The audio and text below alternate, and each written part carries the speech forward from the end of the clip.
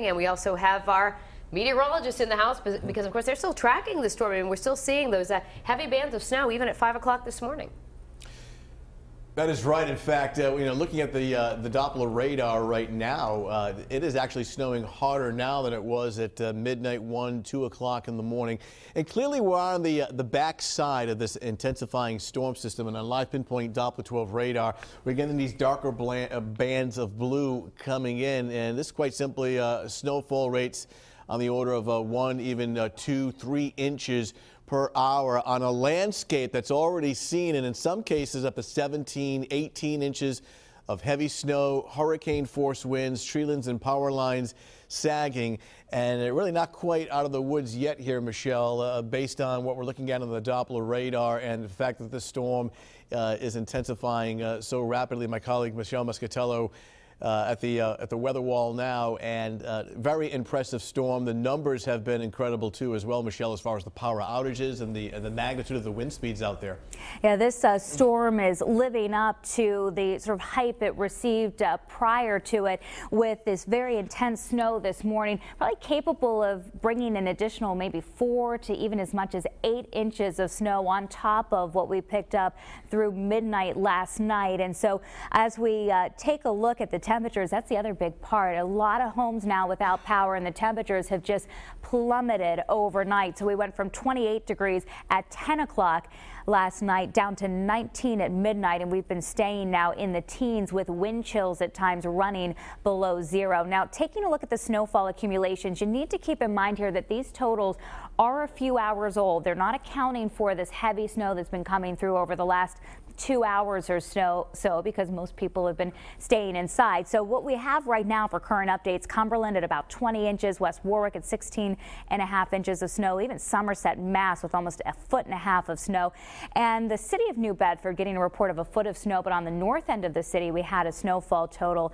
that was closer to 18 inches. You combine that amount of snow with the winds that were reaching speeds of hurricane force gusts during the evening and last night, and you can see why we've had so many power outages. Buzzards Bay with a 76-mile-an-hour wind gust, Jamestown 68, Fall River with a 63-mile-an-hour gust, and Westerly with a 50-mile-an-hour gust. Most of the strongest winds have been focused south and east of Providence, and that's coinciding with where most of the power outages are in our area right now.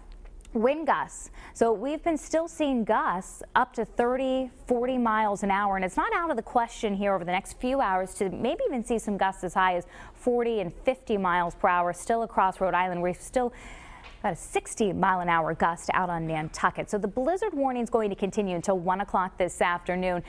By late morning, though, the heaviest of the snow should be winding down, and we're thinking, obviously we're between 18 inches and 2 feet for many locations, and maybe over that 2 foot total here as we get the final tallies later today. The storm timeline, we're talking heavy snow now through 8 o'clock in the morning with those snowfall rates of 1 to 3 inches an hour. The blowing and drifting snow is going to be a continued issue into the afternoon, even as the skies start to clear. And as we take a look at the satellite and radar, just an intense storm here spinning to the east of Nantucket, and it's going to slowly drift away. So you can see the back edge of the snowfall right here moving across western Massachusetts and western Connecticut. It's a slow process to clear that out of here. So the morning hours, we're still talking blizzard conditions around 18, heavy snow, strong winds and drifts with those northwest winds 35 to 45 miles per hour. By this afternoon, some breaks in the clouds, but still windy. Lighter snow will come to an end.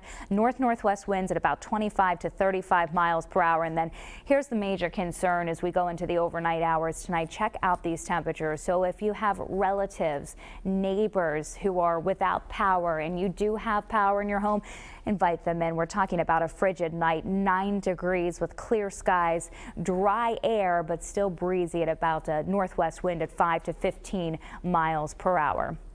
Tony, can you take me over to the 7-day Futurecast? I want to point out a few things as we get more detail here into the 7-day. One thing is that we are going to be turning a little bit milder. So as we again head throughout the daytime today, travel conditions will still be very dangerous this morning at 9 a.m. By noontime, they're poor, but the heaviest of the snow is over with. And by 4 o'clock in the afternoon, we're still giving it the yellow caution light, but we should start to see some improvements. We have that frigid day. Sunday morning, temperatures start off in the single digits. We hit a high around 34. It'll be dry and sunny, but still very cold without power. And then Monday, we have rain in the forecast. Temperatures are cold in the morning. One thing we'll be watching for Monday is if there may be an hour or two of freezing rain or sleet as these rain showers move in, and then changing over to plain rain as the temperatures climb up to about 46 degrees. So we'll be keeping you up to date, keeping an eye on the radar throughout the morning as we continue to track these last few hours of very intense snowfall here from this blizzard.